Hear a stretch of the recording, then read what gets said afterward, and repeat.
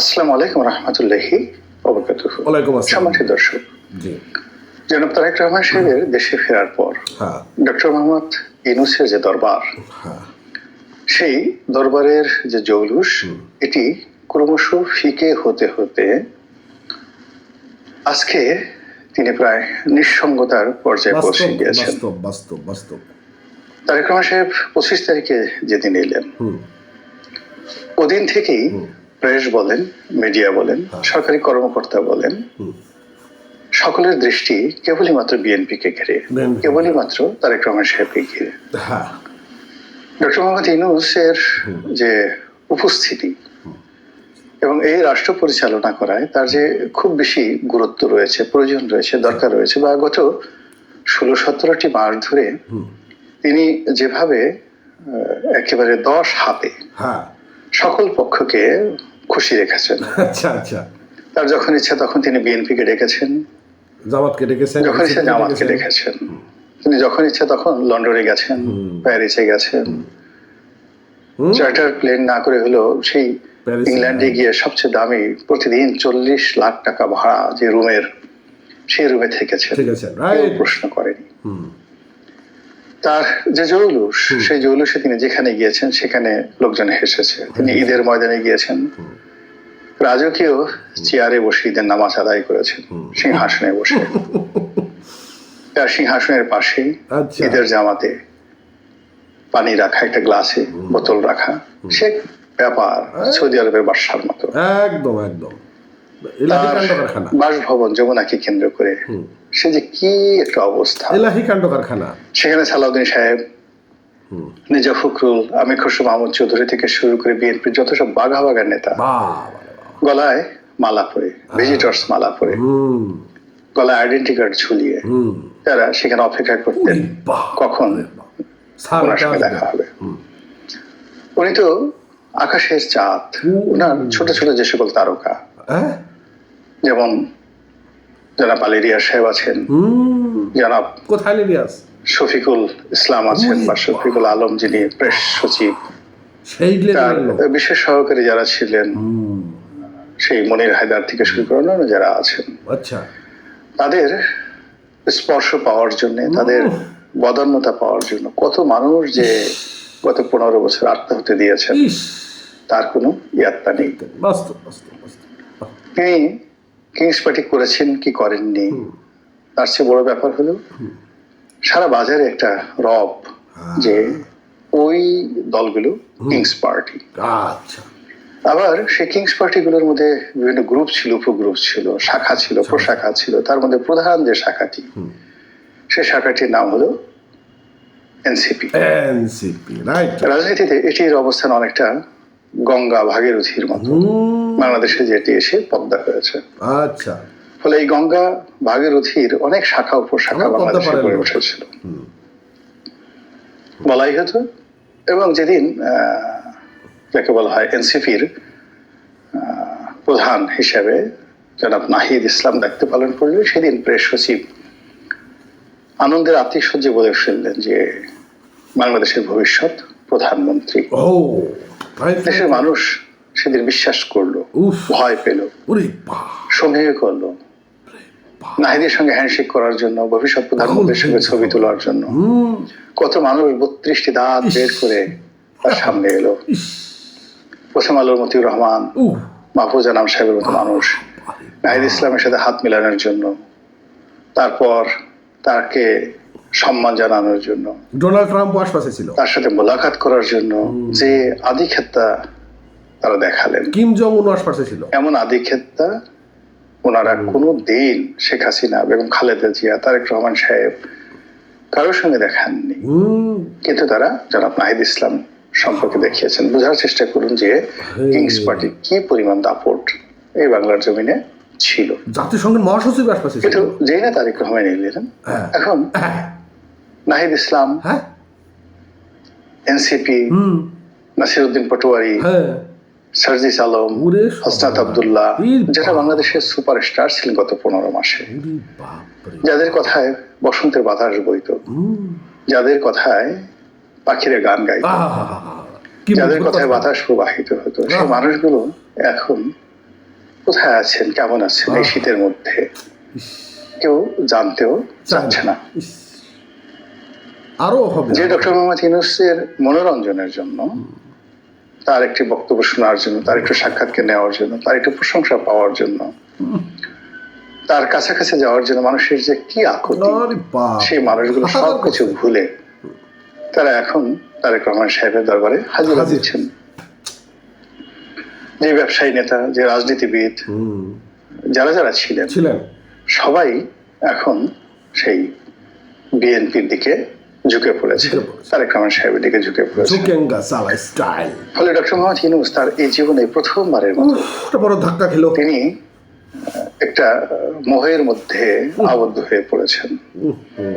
একটি ঘেরা টোপ যেটাকে বলা হয়, তার মধ্যে পড়ে গিয়েছেন। একটি জটিল অঙ্কের মধ্যে পড়ে গেছেন। তিনি এখন ইচ্ছা করলে গ্রামীণ ফোনে যেতে পারবেন না, তিনি এখন ইচ্ছা করলে গ্রামীণ সেন্টারে যেতে পারবেন না, ইচ্ছা করলে সামাজিক ব্যবসার যে পসরা এটি নিয়ে তিনি ঘুরতে পারবেন না। তিনি হয়তো ভাবছেন বা ভাববেন তার যারা লোকজন, কেন এরকম হলো। এই তো কয়েকদিন আগে তিনি যখন লন্ডনে গেলেন, তারেক রহমান সাহেব তার দলবল নিয়ে তার সঙ্গে দেখা করতে আসছেন, সে কি বিনয়, কি ভদ্রতা, কি আনুগত্য। কিন্তু যেই মুহূর্তে তারেক রহমান সাহেব বাংলাদেশে এলেন, পরিবেশ পরিস্থিতির কারণে তিনি হঠাৎ করে প্রধানমন্ত্রীর মতো তার একটা ইমেজ তৈরি হয়ে গেল, লোকজন তাকে ওইভাবে সম্মান শোনা শুরু করলো। এমনকি রাষ্ট্রের যারা গুরুত্বপূর্ণ ব্যক্তি তারা এখন ডক্টর মোহাম্মদ ইউনূসের দিকে তাকাচ্ছে না। আশ্চর্য ব্যাপার। অবস্থা দেখে তারা এমন মনে হচ্ছে যে তারা পারলে তাকাচ্ছেন তো নাই, যদি কোনো কারণে ভুলে তাদের চোখ পড়ে যায়, তাহলে আমরা অনেক সময় আসে না, কাউকে একটা চোখ টিপ মারি, ডান চোখ দিয়ে বাম চোখ দিয়ে মুখটা বাঁকা করে চোখ টিপ মারি। এভাবে অনেক দুষ্ট লোক তৈরি হয়ে গেছে যারা ওনার চেহারা মোবারকের দিকে তাকিয়ে একসময় প্রশান্তি পেতেন, তারা এখন পারলে একটু মুখ ঝামটি দিচ্ছেন, চোখ টিপ মারছেন। অদ্ভুত এই বাঙালির চরিত্র। এটার শেষ পরিণতি কি? 10 বছর যারা ডক্টর মোহাম্মদ ইউনূসের প্রশংসায় পঞ্চমুখ ছিলেন, 10 বছর যারা তাকে ক্ষমতার মসনদে বসিয়েছেন, উনি যেটা স্বীকার করেছেন যে ছাত্র এবং জনতা তাকে এখানে বসিয়েছেন, তারাই তার নিয়োগকর্তা। কিন্তু আমরা যারা অনেকেই বলার চেষ্টা করছি, না, এর চেয়ে তো বড় নিয়োগকর্তা রয়েছেন পেছনে, হয়তো আমেরিকা, হয়তো পাকিস্তান, হয়তো ভারত, হয়তো আরো অনেক কেউ হতে পারে। এমনও কেউ বলার চেষ্টা করছেন, অনেক জামাতের আলেম ওলামারা বলার চেষ্টা করছেন স্বয়ং আল্লাহ রাব্বুল আলামিনের বিশেষ ইচ্ছাতে তিনি ক্ষমতায় এসেছেন। আল্লাহ তাকে স্পেশালি সিলেক্ট করেছেন। এবং সেই জামাতি আলেম ওলামাদের বক্তব্য অনুযায়ী যদি ডক্টর মোহাম্মদ ইউনূসকে মান্য করা না হয়, তার সঙ্গে নাফরমানি করা হয়, অর্থাৎ তার অবাধ্যতা করা হয়, তাহলে গজব নাজিল হবে, অনেকের ঈমান চলে যাবে। এই ধরনের ফতোয়া যারা দিতেন, এখন খুঁজে দেখেন যে তারা নতুন ফতোয়া বের করার চেষ্টা তদবির করছে। আর অতীতে যে কথাগুলো বলছে তার কাউন্টার কি কথা বলে এটাকে ধামাচাপা দেওয়া যায়, সেই চিন্তাও তারা কিন্তু শুরু করেছেন। এই যে মানে যাকে বলা হয় পরিবর্তন। তিনি যে বাড়িতে বসবাস করছেন সেই বাড়িটির নাম যমুনা। নদীর ঘাটে বাংলাদেশে যে কটি নদী রয়েছে সবচেয়ে অদ্ভুত নদী হলো যমুনা।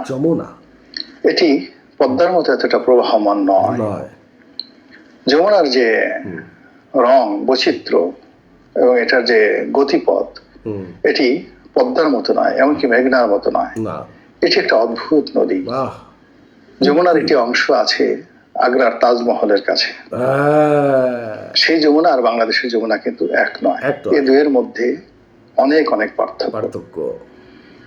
আমাদের যে যমুনা, এটি বর্ষাকালে ভয়াল রূপ ধারণ করে, আর শীতকালে এটি মরে একেবারে শুটকি হয়ে যায়, চিনাই যায় না যে এটার নাম যমুনা। তো এই যে যমুনার যে ভবনটিতে ডক্টর মোহাম্মদ ইউনূস আছেন, আচ্ছা, এটা কেন জানে যমুনা নদীর চরিত্রের মতো এই ভবনটির চরিত্র শুকাই পাল্টে যাচ্ছে। গেছে। এই ভবনটি তৈরি করা হয়েছিল এরশাদের ভাইস প্রেসিডেন্ট জনাব মওদুদ আহমেদের জন্য। বসবাস করতে পারেননি, মওদুদ আহমেদের কপাল পুড়েছে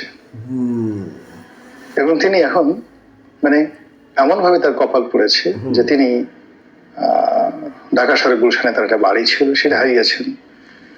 বিএনপিতে তার যে একটা ইমেজ ছিল সেটা হারিয়েছেন। তার স্ত্রী এবছর নমিনেশন চেয়েছিল, সেটা দেওয়া হয়নি। তিনি স্বতন্ত্র ইলেকশন করার চেষ্টা করেছেন। তার স্ত্রী তো জানা তেনা নয়, কবি জসিমউদ্দিনের মেয়ে হাসনা মওদুদ।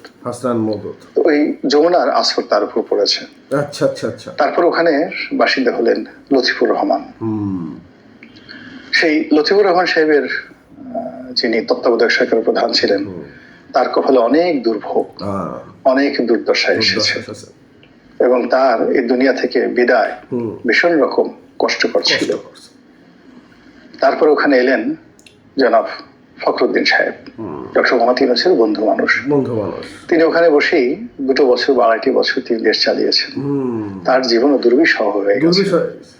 এখন আমেরিকাতে থাকেন, মানে একটা আপাত মস্তক ভদ্রলোক মানুষ, অনেকটা হামিদ কারজাই টাইপের মানুষ। তাকে এনে বসানো হয়েছিল, জোর করে ধরে এনে বসানো হয়েছিল, কিন্তু এই মানুষ বাংলাদেশ ব্যাংকের একজন গভর্নর, তিনি এখানে বসেছেন এবং তিনি ছিলেন হিজ মাস্টার ভয়েস। ক্যান্টনমেন্ট থেকে মঈনুদ্দিন সাহেব ফখরুদ্দিন সাহেবকে যা বলতেন উনি সেটাই লিখে দিতেন, বলে দিতেন। পরবর্তীতে যখন পরাজয় হলো, মঈনুদ্দিন ফখরুদ্দিনের যখন উচ্ছেদ হলো, তখন এই যমুনার যেটা কুফা, সেই কুফাটা আবার তাকে পেয়ে বসলো।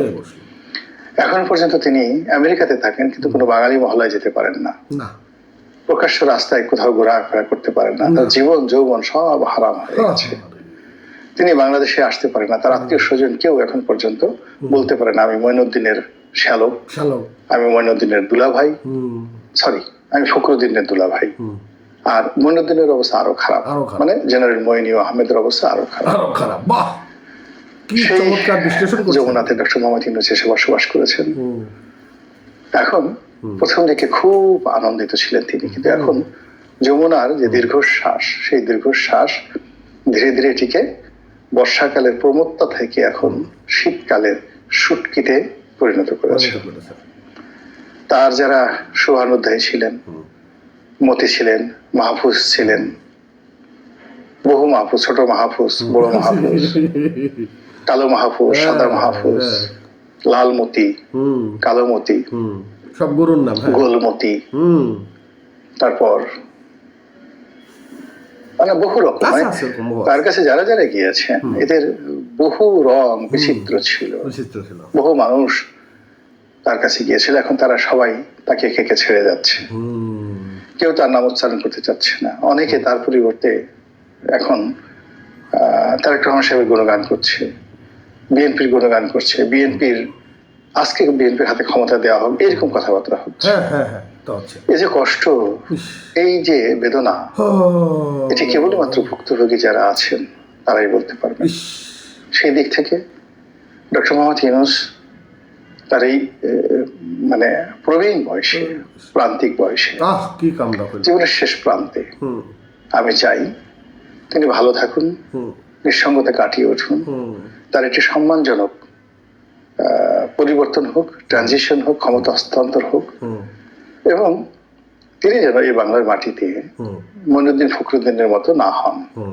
তার যে ব্যবসা বাণিজ্য, তার যে এদেশের কন্ট্রিবিউশন, তার গ্রামীণ ব্যাংক, এই বিষয়গুলো নিয়ে যেন তিনি সুস্থ এবং সুস্থির ভাবে থাকতে পারেন, এই শুভাশিস রইল। আসসালামু আলাইকুম ওয়া রাহমাতুল্লাহি ওয়া বারাকাতুহু। তো বন্ধুরা, শুনলেন তো গোলাম মোল্লা রনির আজকের আলোচনাটি। চমৎকার লেগেছে আজকের আলোচনাটা, আমার কাছে চমৎকার লেগেছে যে আমি আপনাদের সঙ্গে এই আলোচনাটি শেয়ার না করে পারলাম না। এই আলোচনাটাই আমি আপনাদের মাঝে শেয়ার করে দিলাম। আপনারাও ভিডিওটি এতক্ষণ দেখার জন্য অসংখ্য ধন্যবাদ, কন্টিনিউ করার জন্য ধন্যবাদ। এতক্ষণ নতুন হয়ে থাকলে আমাদের চ্যানেলটি সাবস্ক্রাইব করে রাখবেন। আর রনি ভয়েস নামের একটি আমার ফেসবুক পেজ রয়েছে, সেটি আপনারা ফলো করে দেবেন। ধন্যবাদ, থ্যাংক ইউ।